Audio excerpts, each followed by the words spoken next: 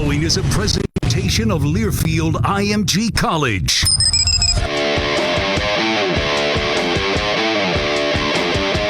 From the Georgia Southern Sports Network, powered by Learfield IMG College.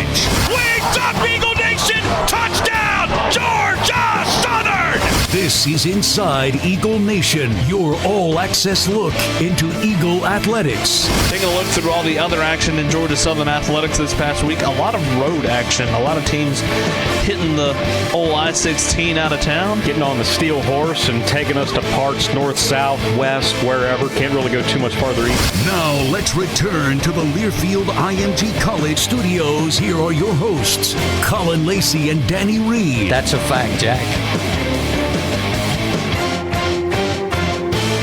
Welcome into another edition of Inside Eagle Nation, your all-access look inside Georgia Southern athletics. Colin Lacy alongside the voice of the Eagles, Danny Reed. Also have a special guest with us today from Georgia Southern men's basketball, Assistant Coach Tim MacAllister. Appreciate you joining us. People have called me special many times, so I appreciate that being in this light, so thank you. We'll get into that a little bit deeper later on. If you're watching along Facebook Live with us, you can get your questions in for Coach or for us, whichever way you want to do it. But you can tweet those at GS Sports Network, or you can comment right here on the Facebook Live stream. But we were just talking about it. It seems like this is the time where Danny and I kind of get to relax a little bit. It has been glorious. Yeah, we're not complaining about that part at all. But there's not really a time for basketball coaches to relax a whole lot. Not a whole lot. No, we're cranking it up right now. We've got guys back on campus. They've been working out here for about 2 weeks, and then we were all out on the road this past weekend. There's 2 different scholastic periods where 4 recruiting coaches can be out on the road, watch some high schools. So we were out in a couple different states this weekend. We'll be out again this next weekend, and just really enjoying getting to know this new group. But like you said, there's not a lot of break. Not a lot of break. We're kind of straight through and trying to get this next team better, and excited about what's coming and everything going on in Georgia Southern athletics. Last year was the first year off of COVID. How does this year compare to what you guys did in year 1 removed from the pandemic?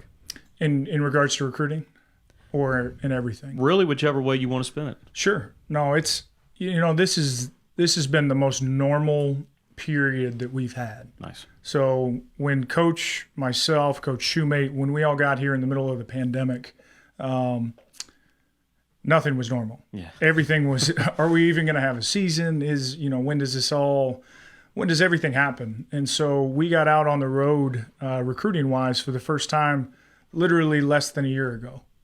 So people, we've been here for 2 years. This will be year 3 coming up, and yet it feels like we just now started at times, and then other times it feels like we've been here for 10 years. So it's unusual, but we're excited that this is the most normal period that we've had. Getting guys here, having them be ready to go, and just really, really excited about what we've got coming. To go off kind of the beaten path, a lot of people talk about, and Coach Berg has said it since he got here, everything's about the process and trusting the process. Mm-hmm. It's about the buy-in from the guides. It's about all that. For the coaching staff, whenever you got here to Georgia Southern, how long did that buy-in process of the process really work for you guys?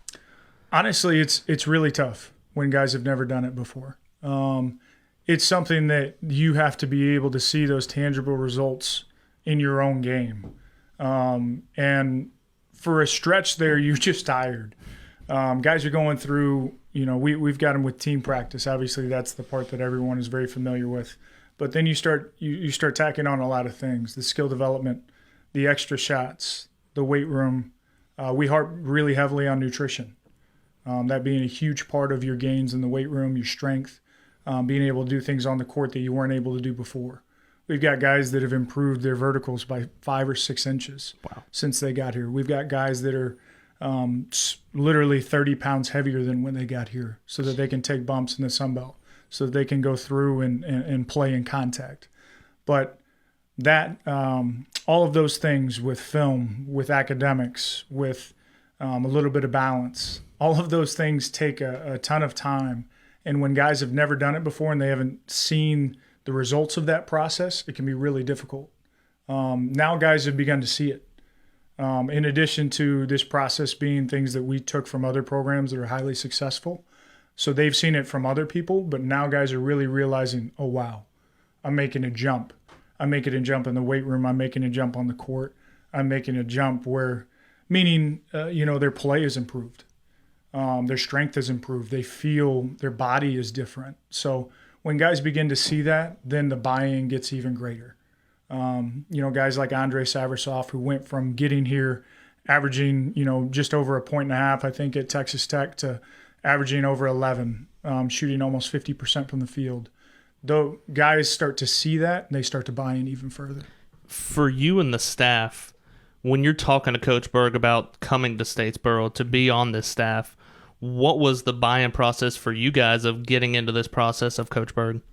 To be honest with you, it's really easy for me. I spent a lot of nights till 3 or 4 in the morning with Coach Berg at Texas Tech, working alongside him.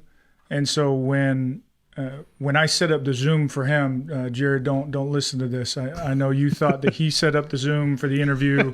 I know that you feel like he's very technologically advanced, but when I was setting that up, I made it known, hey, I believe in what you're doing. I believe in you, and I believe in this process. So I tried to make it very clear, very easy for him.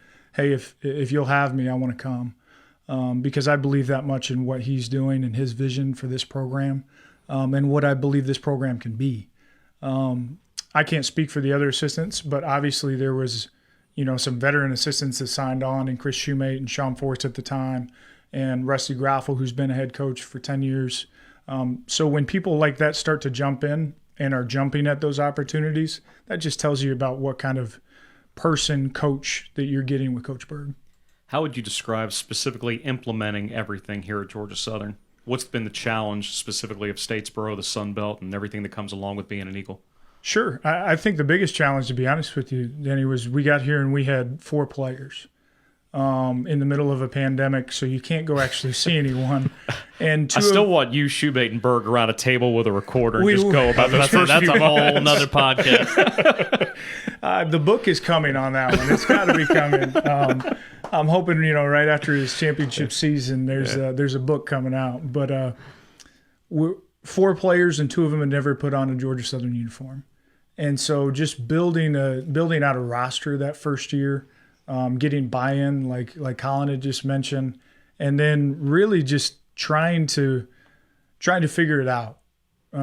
Because for about 6 months we didn't see anyone. So you're trying to figure out a new place and what advantages you have, and really that was the biggest piece. I think from a basketball and from a technical standpoint, it was the lack of time in the summer. Once we established the roster that first year, we had guys who were in close contact or had COVID and were literally quarantined for over 40 days. So you had no summer. So you lead into a season and you have basically no base. So I think that was the most challenging part. Now I think we overcame that, and I think that there were some really high moments in the last 2 years.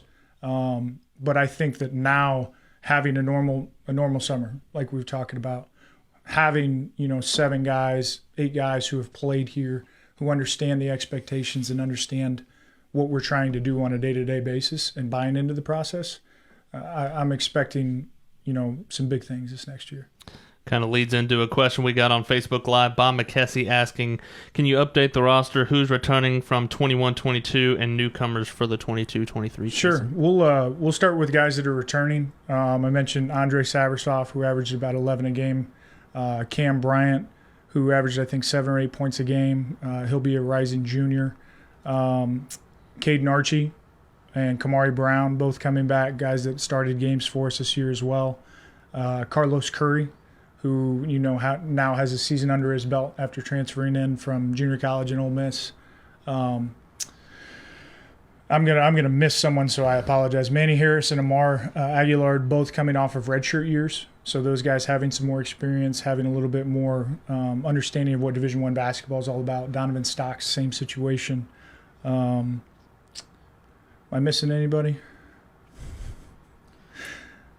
I think you haven't said Kamari yet. I think I did, but if I didn't, Kamari Brown as well. He deserves to be talked about again. Absolutely. And the beauty of that is that a lot of those guys are senior laden, junior seniors that have all been in the fires, have been through a Sun Belt season. and understand what that's about. As far as the newcomers, we're really, really excited. Jalen Finch, a graduate transfer from Jacksonville State, played 2 years at Florida Southwestern, where they were the #1 junior college team in the country before COVID cut that season short. Then went to Jacksonville State this past year, was in the NCAA tournament as the starting point guard, had 17 points against Auburn. I know that might chap someone in the athletic department. Chris Davis, I'm talking to you. But he was really, really good. Talking to coaches throughout that league, there was just a consensus that he made everything go from the point guard spot, averaged over 4 assists a game. So really excited about him. Ty Strickland, another graduate transfer with 2 to play from Temple. Had some unbelievable moments at Temple. Had 27 against SMU this year. Had I believe it was 21 against Clemson. He's gonna mess with me if I got this wrong, but I think it was 21 against Clemson and 17 against Vanderbilt. So had some really big time moments. Has battled a little bit with injuries, but started his career at Wisconsin, then went to Temple. He'll come with 2 to play. A graduate with a finance degree from Temple, and then Tyron Moore, junior college transfer. In my opinion, one of the best junior college players in the country at the guard spot. An elite level shooter, probably could have averaged even more points, but they asked him to play point guard. And so he averaged, I want to say he was in the top 20 in assists, maybe top 10 in total assists in the country. Wow. In junior college. And then Nate Bradford. Nate's a really, really talented freshman from Rabun Gap, who comes in and is really, really working. We feel like if he had a couple more pounds, he would have been even harder to get than he was. Had some Atlantic 10 programs on him, some different really talented really successful programs, that were courting him. So we're really excited about him. I think that rounds out the roster.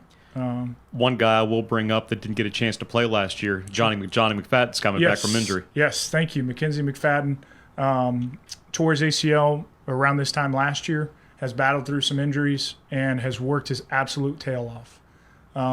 His energy, what he brings in practice right now, is translatable just every single day. Just absolutely relentless on the boards, and is going to be an important piece for us this next year. As a coach, everybody talks about guys making leaps and bounds. Mm-hmm. When you're with these guys every day, when you let yourself kind of sit back and look at what the growth has been like in a guy like Andre Saversov? Sure. I think you normally do it. It's hard to do it in season because it's always, the next game, the next play, here's what we need to get done. At the end of the season, and when you start looking back, when you watch early season practices from the year before, things like that, you laugh. A lot of times you go, golly, he's gotten so much better, which is exciting. And that's one of the best parts of being a coach, especially at this level, is seeing guys, their growth as people, as players. And just really, it's awesome to see in guys because they get excited about their progress just as much as you do.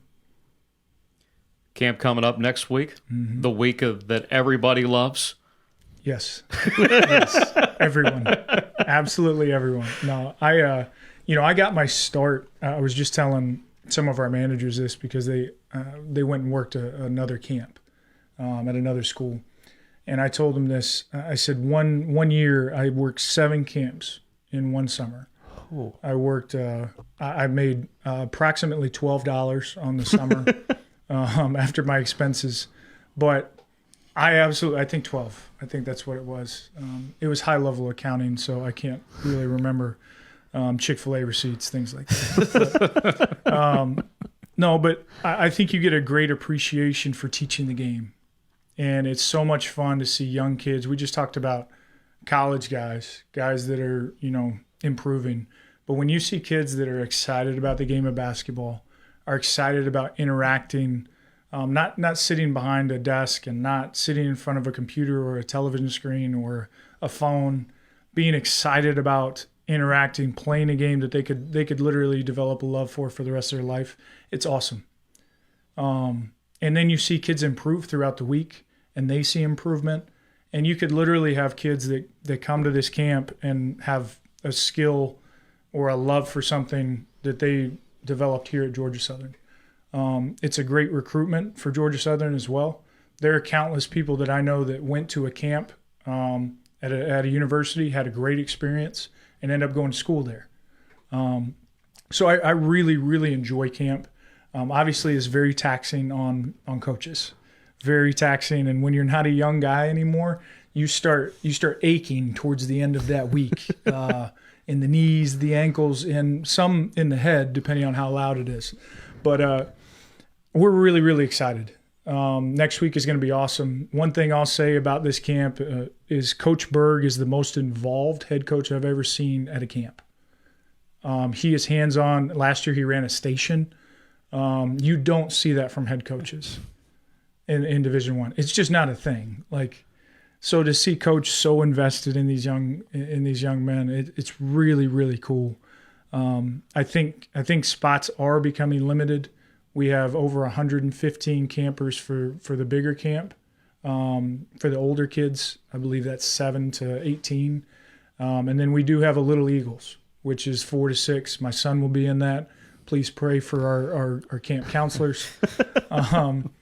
But that's just 9 to noon. So it's a great experience. It's something that I, as a kid, absolutely loved, and something that I know so many people have raved about from last year, that we're excited to bring it back. You bring up the noise. You're doing a camp in Hanner, so it's going to be loud regardless of how many campers are there next week. There could be 12 people in there, but when there's 112, you start going, whoo. I'm going to need some earplugs.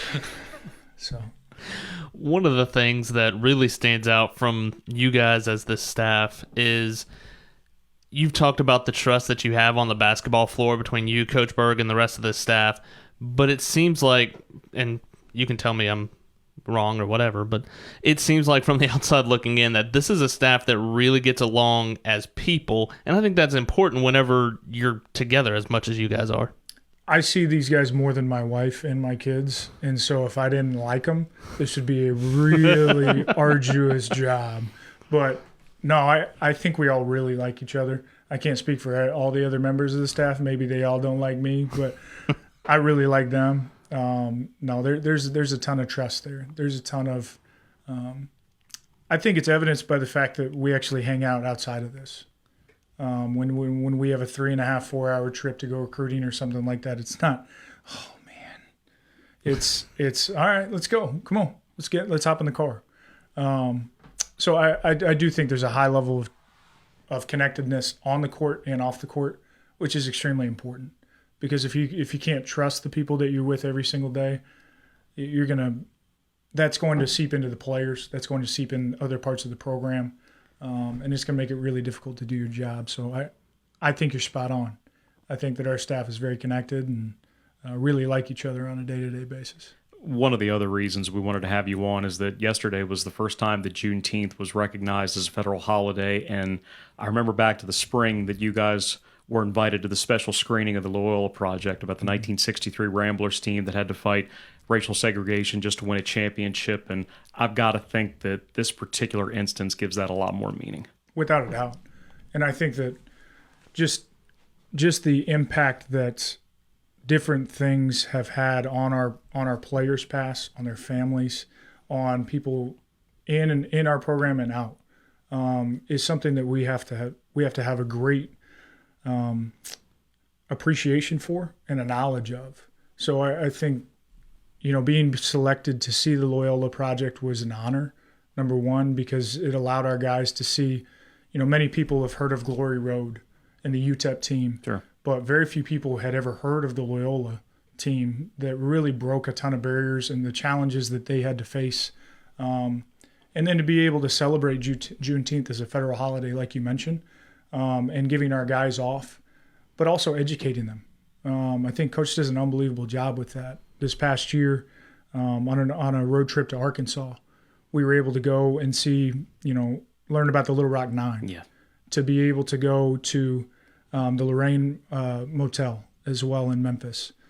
Those things are things that you would think you would learn in school. You would think that you learn from other places, but you don't, or you may not remember, and they need to be remembered. And so I think this holiday and the celebration of Juneteenth and the eating of the red food and the different elements of it are so important for our guys to recognize, to celebrate, for everyone to just see.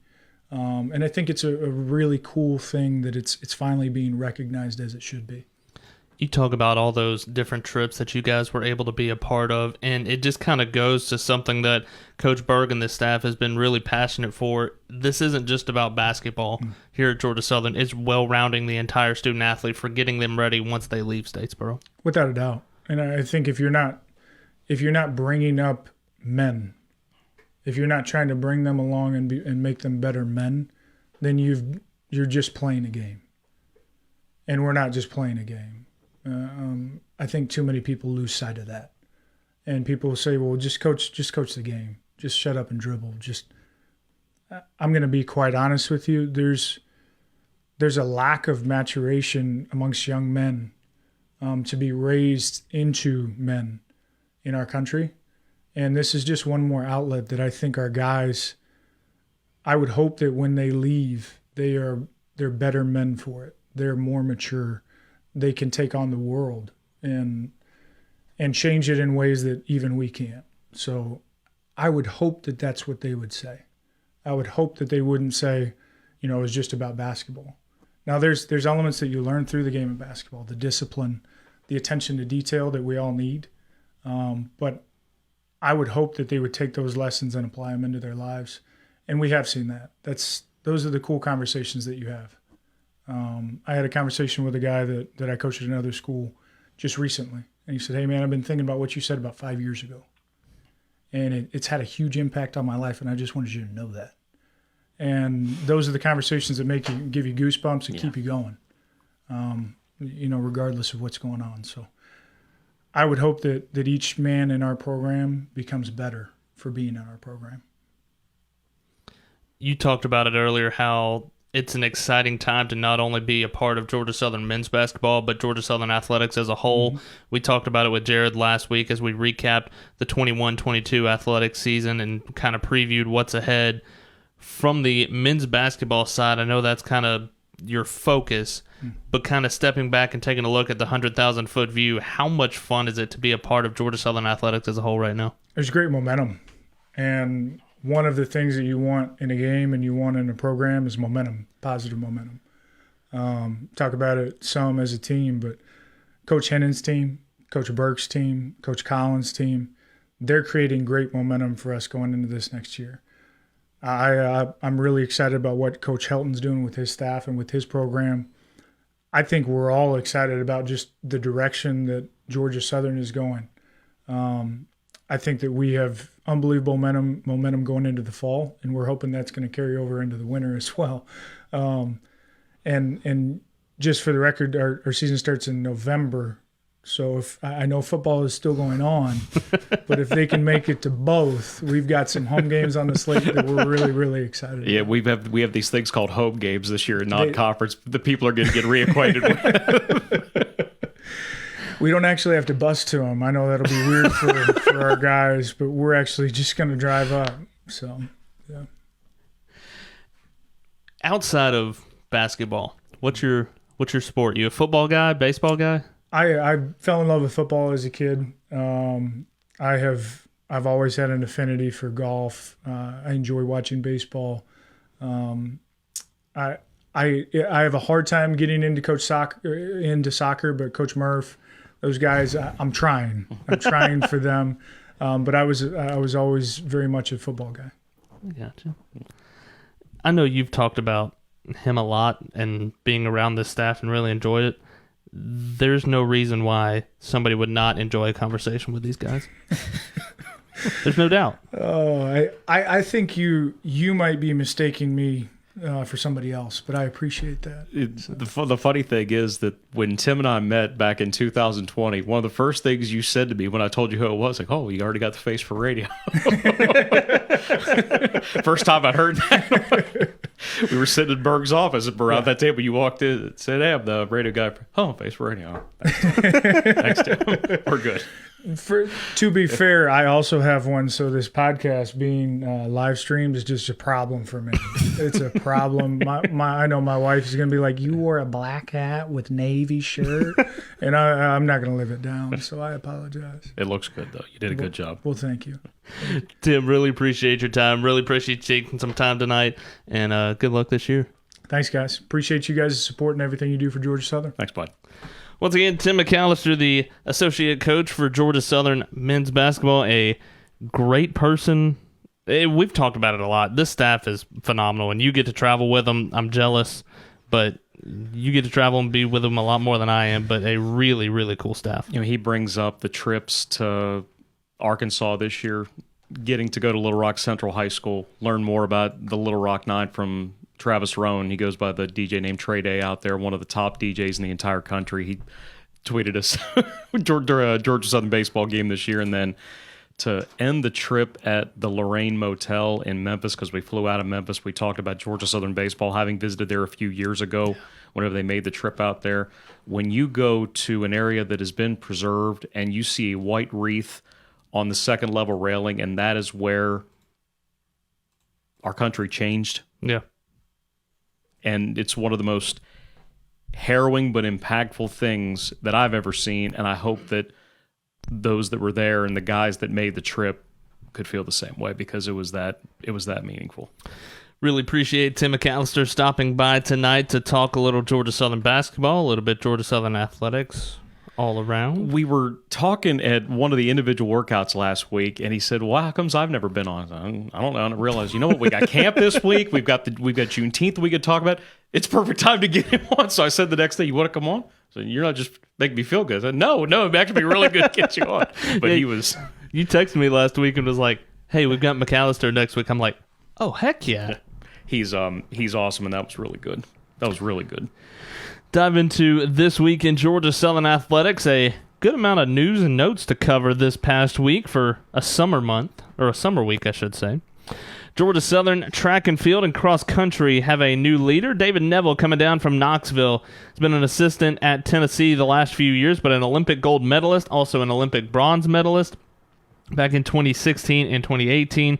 Really good to see David coming down, and he will be on campus in a couple of weeks, but being tabbed as the new leader for Georgia Southern track and field and cross country. Really appreciate the contributions of Kelly Carter over the last number of years. Yeah. One of the longest tenured coaches in the entire athletic department. But this opportunity for Coach Neville, you can go into a recruit's home and say, "I'm a gold medalist." Okay. Yeah. I'm there. See, I wonder, and we're going to have to get him on before too deep into this, to see, one, because if I'm an Olympic gold medalist, and there's no shot I will ever be an Olympic gold medalist at anything, but if I'm an Olympic gold medalist, I'm wearing that thing 24/7. And especially if I'm recruiting, I'm wearing it to the recruit's house. Or if you got a couple of them, you take them off, you make them clink together. Oh, I'm sorry, is that too loud? Oh, let me get it around my neck. That turns into my keychain. Or just slide it across the table. Yeah, exactly. For the last 5 years, he has been the assistant coach at Tennessee, a really good SEC program, but he's been in charge of sprints, hurdles, and relays, but being tabbed as the leader for Georgia Southern track and field and cross country as a head man for David Neville. A couple of news for Georgia Southern baseball, as Noah Ledford getting some love, Jesse Sherrill getting some love, Austin Thompson getting some love earlier on today. We'll start with Noah Ledford being a second-team ABCA, the American Baseball Coaches Association, and Rawlings All-American. Again, Ledford a second-team All-American. You had Noah Ledford and Jesse Sherrill being named All-Region teams by the ABCA. Ledford first team, Jesse Sherrill the second team for the first year in the program. And then currently coming out earlier on this afternoon, Austin Thompson being named a finalist at shortstop for the ABCA and Rawlings Gold Glove. He's somebody, and it's funny because I put the tweet out or retweeted it, and one of the first people to like it was Jay Walker from Louisiana. And it's funny to me because we were talking with Jay just before the conference tournament of if the Sun Belt had an all-defensive team, Austin Thompson would be at the top of it. At the time, going to the tournament, only 3 errors on the season, ended up with just a couple of more than that. For somebody that plays the game of shortstop, or plays the position of shortstop and has played every single game. When you play shortstop and you field 980 for a season, Yeah. that is almost impossible Yeah. to do, which is why he's one of the 3 finalists. He had a streak of no errors over 32 games. At shortstop, you don't do that. No. And he was making crazy play after crazy play. I think about the hit that he took away from Bradley Bott in the regional against UNCG that helped Ty Fisher en route to his 4-hit shutout. I also think that we saw this year what 2020 was going to be defensively. Yeah. Because I think that was going to be the best defensive team in the history of Georgia Southern baseball.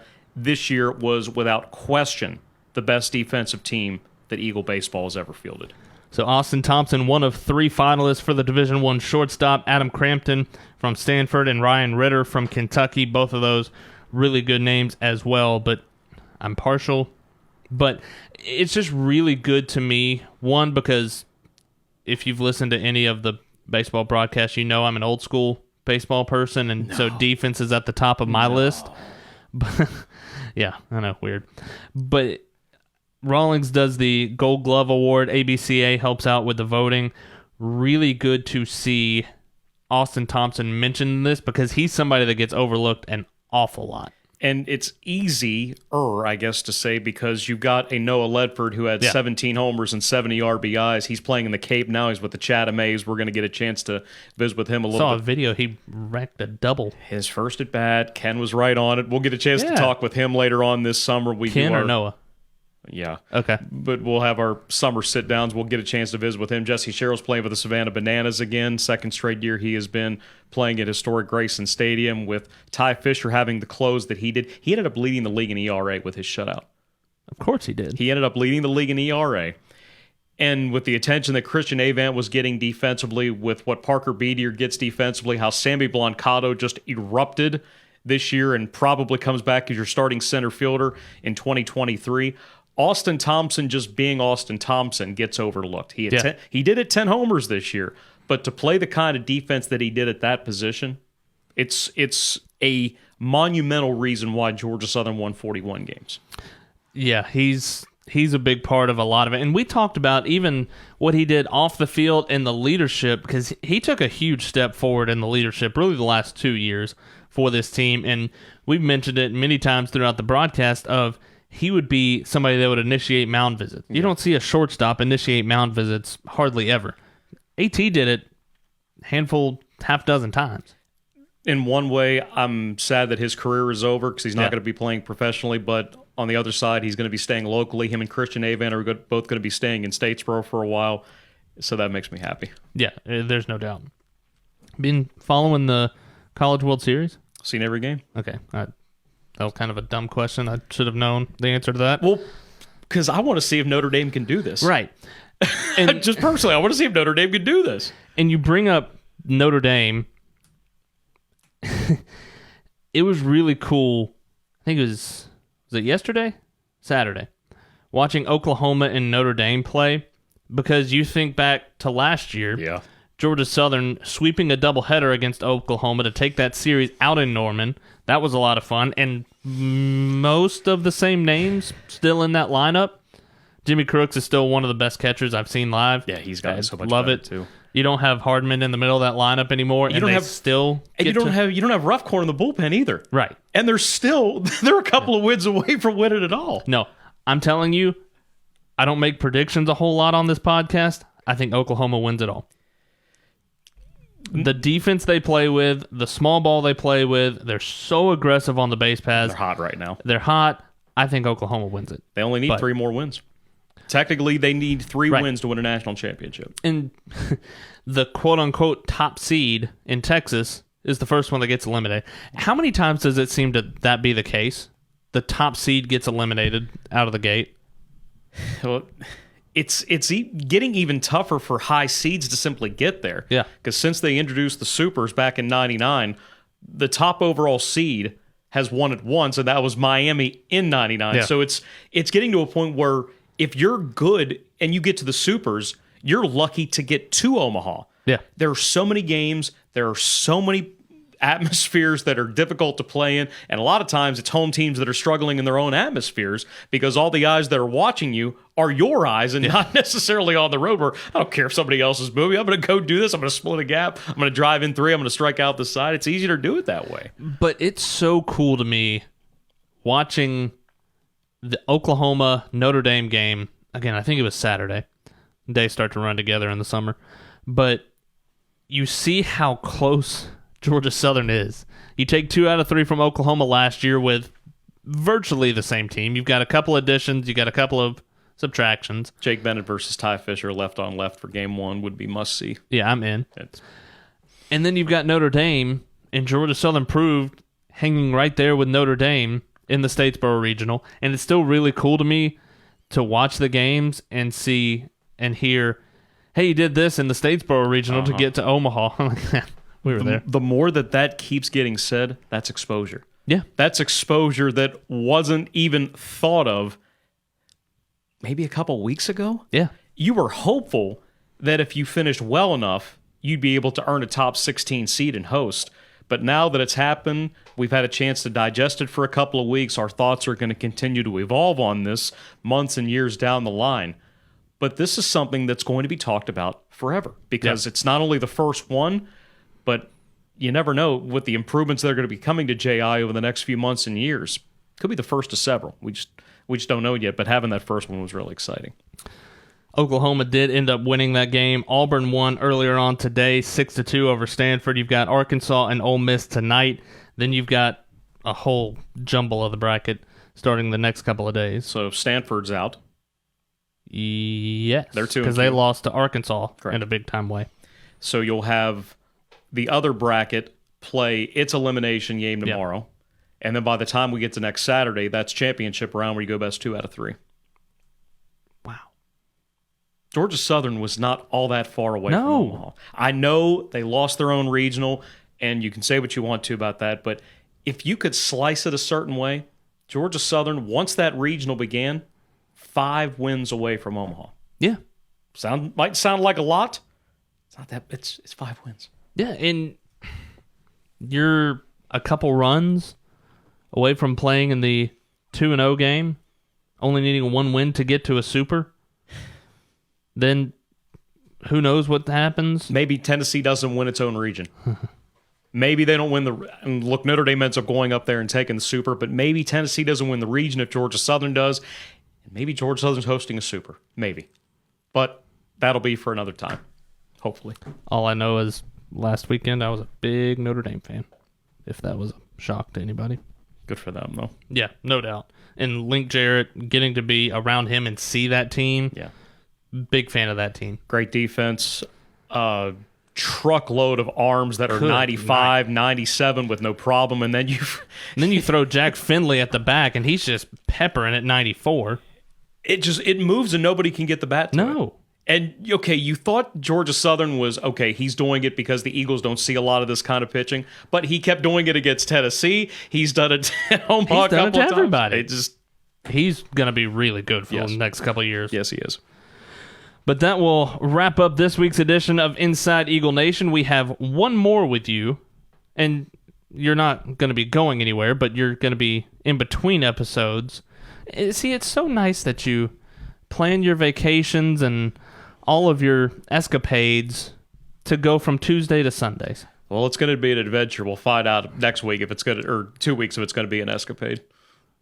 That's true. So we'll get the preview of your trip. You got me next Monday. Yep. We'll get you the preview of the trip next Monday. But I may need to park my car in the bedroom because we're going to have to sleep a lot to catch our flight for Tuesday. But going out west next week, and then I'll tell you how many cactuses I shook hands with next week. Ooh. Or cacti. Cactuses. Cacti. I think we'll be able to see from the spikes. But we will dive into your vacation trip coming up next week's edition of Inside Eagle Nation. Again, throughout the summer, you can always send us messages on GS Eagles or GS Sports Network on Twitter. My mind died there for a minute. Or tweet us at GS Sports Network or on Facebook. Send us what you would like to see, who you would like to hear from. Going to be talking about the Apex program at some point over the next couple of weeks in the summer. A really, really cool program that has grown a lot over the last 12 months, really.